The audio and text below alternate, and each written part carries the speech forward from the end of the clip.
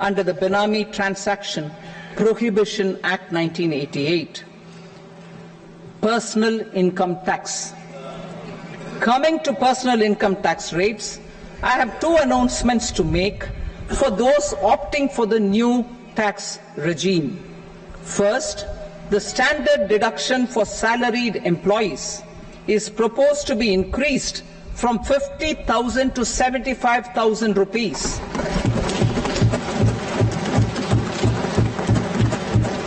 Similarly, deduction on family pension for pensioners is proposed to be enhanced from 15,000 to 25,000 rupees.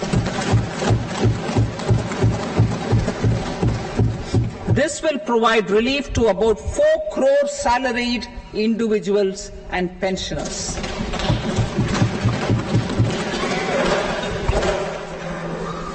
Second, in the new tax regime, the tax rate structure is proposed to be revised as follows: 0 to 3 lakh rupees, nil; 3 to 7 lakh rupees, 5%; 7 to 10 lakh rupees, 10%; 10 to 12 lakh rupees, 15%; 12 to 15 lakh rupees, 20%; and above 15 lakh rupees, 30%.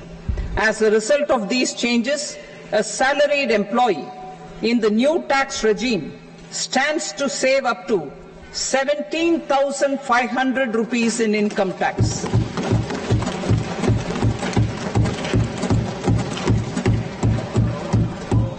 Apart from these, I am also making some other changes as given in the annexure.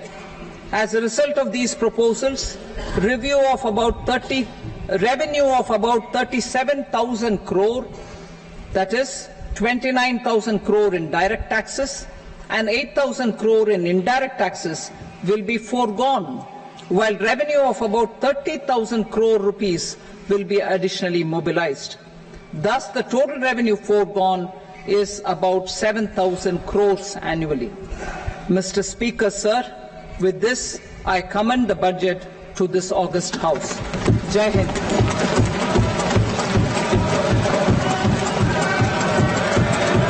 Item number 2.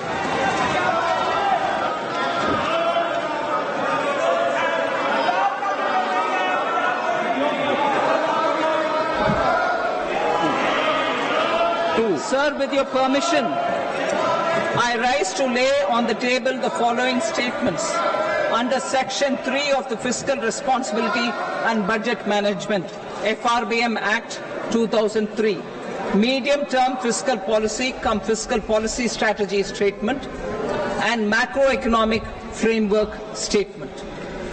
Item number 3. Sir, with your permission, I rise to move for leave to introduce the Finance Number 2 Bill 2024. प्रश्न ये कि विधेयक को पुनर्स्थापित करने की अनुमति प्रदान की जाए। जो सदस्य इसके पक्ष में हाँ कहें, जो सदस्य विरोध में ना कहें।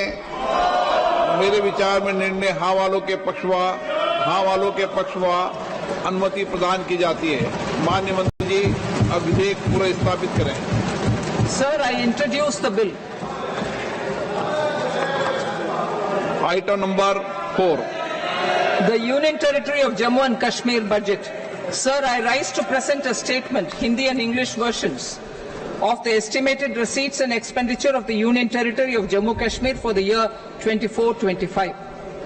सभा की कार्रवाई कल बुधवार दिनांक 24 जुलाई 2024 को प्राप्त 11 बजे तक के लिए स्थगित की जाती है।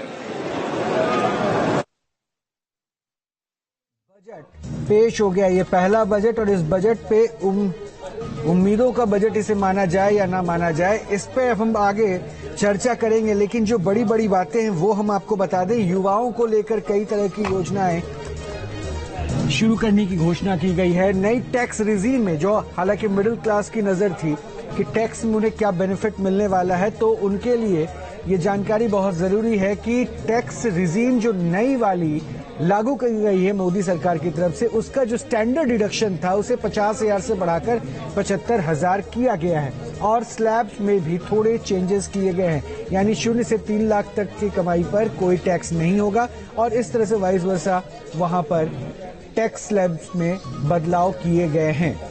तो इस वक्त की बड़ी खबर, अगर नौकरी पेशा लोग इस बजट का सार अपने लिए समझना चाहें तो सरल शब्दों में आप समझिए कि अगर आप न्यू टैक्स पॉलिसी के तहत आईटीआर फाइल करते हैं, जो कि 2/3 लोग इस वक्त इस देश में कर रहे हैं वित्त मंत्री के मुताबिक, तो नई टैक्स पॉलिसी के मुताबिक जो स्टैंडर्ड डिडक्शन अब तक 50,000 रुपए होता था वो अब बढ़कर 75,000 रुपए हो गया है, जिसका सीधा मतलब ये कि तकरीबन 4 करोड़ लोगों को इसका सीधा फायदा होगा। पेंशन को लेकर भी न्यू टैक्स पॉलिसी के तहत जो अपने पेंशनर्स रिटर्न फाइल करते थे उनके लिए भी एक बड़ा ऐलान वित्त मंत्री की तरफ से किया गया है। साथ ही साथ न्यू टैक्स पॉलिसी में, जैसा सहयोगी रोहित बता रहे हैं, कि जो टैक्स स्लैब है उसमें बदलाव किया गया है। अब तक 2.5 लाख रुपए पर कोई टैक्स नहीं लगता था, अब 3 लाख रुपए तक कोई टैक्स नहीं लगेगा। यानी आपकी कमाई 3 लाख रुपए है अगर सालाना, तो आपको कोई टैक्स नहीं देना है। लेकिन अगर आपकी कमाई 3 लाख से 7 लाख रुपए सालाना है तो आपको 5% देना होगा। 7 लाख से 10% तक आपको 10% देना होगा। 10 लाख से 12 लाख तक आपको 15% टैक्स देना होगा। अगर आपकी टैक्सेबल इनकम 12 लाख से 15 लाख बैठती है तो आपको 20% रिटर्न देना होगा। लेकिन अगर 15 लाख से ज्यादा आपकी टैक्सेबल इनकम बैठती है तो फिर आपको टैक्स 30% देना होगा। नए टैक्स रिजीम में ये बड़ा ऐलान वित्त मंत्री ने किया है। हालांकि जो पुरानी टैक्स रिजीम है उसको लेकर कोई बड़ा बदलाव यहां पर नहीं किया गया है, लेकिन न्यू टैक्स रिजीम के तहत ये बड़ा ऐलान, स्टैंडर्ड डिडक्शन में राहत, साथ ही साथ टैक्स स्लैब में बड़ा बदलाव, जिसके चलते जो टैक्स अब तक 2.5 लाख रुपए से कम की टैक्सेबल इनकम पर लगता था उसको 50,000 रुपए और बढ़ाकर अब 3 लाख कर दिया गया। इसके साथ साथ अगर आप म्यूचुअल फंड में निवेश करते हैं, अगर आप स्टॉक मार्केट में निवेश करते हैं, अगर आप फ्यूचर एंड ऑप्शंस में निवेश करते हैं तो आपके लिए अच्छी खबर नहीं है, क्योंकि यहां पर वित्त मंत्री ने उसी तरीके का ऐलान किया है जिस तरीके की उम्मीद पहले से की जा रही थी। शॉर्ट टर्म जो गेन्स होते हैं उसमें चुनिंदा एसेट्स में 20% तक अब बढ़ाकर गेन्स को कर दिया गया है, टैक्स को कर दिया गया है। साथ ही साथ जो लॉन्ग टर्म गेन्स हैं उनको भी बढ़ाकर 12.5% कर दिया है सिलेक्टेड एसेट्स के मामले में। इसके साथ साथ जो एंजल टैक्स है उसको खत्म कर दिया है। फ्यूचर एंड ऑप्शन, जिसका जिक्र हम आज सुबह से कर रहे थे, सेबी की तरफ से भी लगातार चिंता जताई गई थी। इकोनॉमिक सर्वे में फ्यूचर एंड ऑप्शन को एक तरीके का जुआ करार दिया गया था, वहां पर भी एसटीटी बढ़ाने का ऐलान कर दिया है वित्त मंत्री ने अपने भाषण में। फ्यूचर्स के मामले में 0.02% और ऑप्शंस के मामले में 0.01%। इसके अलावा जो बहुत जरूरी चीज, कस्टम ड्यूटी घटा ली गई है सोने के ऊपर और चांदी के ऊपर। अलावा इसके देखिए युवाओं के लिए बहुत सारे रोजगार सृजन के उपाय किए गए हैं। इंटर्नशिप तक की व्यवस्था करने के लिए सरकार ने व्यवस्था करने के उस प्रोविजन के ऊपर चर्चा की है। अलावा जो सबसे इम्पोर्टेंट है, जिसकी बात अनुराग हम लोग शुरू से कर रहे थे कि इसमें क्या लोक लुभावन कुछ योजनाएं हो सकती है, कुछ घोषणाएं हो सकती है। हालांकि उसमें 2 फैक्टर नजर आ रहा है, बिहार जहां पे चुनाव होना है विधानसभा का, और आंध्र प्रदेश। बिहार में बहुत सारे स्कीम्स और योजनाओं के ऊपर फोकस किया गया।